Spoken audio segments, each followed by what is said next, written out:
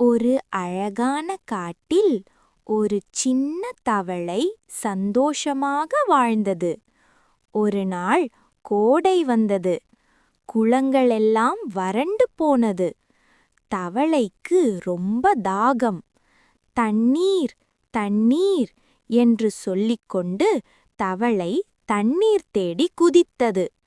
அப்போது ஆஹா, ஒரு ஆழமான கிணறு கண்ணில் பட்டது. யோசிக்காமல் தவளை கிணற்றுக்குள் திடீரென்று குதித்துவிட்டது. ஐயோ, கிணறு ரொம்ப ஆழம், மேலே ஏற முடியலையே, கத்தியது தவளை. அப்போது ஒரு நல்ல ஆமை அங்கே வந்தது.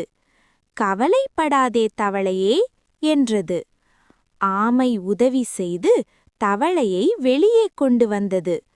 தவளை சந்தோஷமாக சொன்னது, இனி நான் யோசிச்சுதான்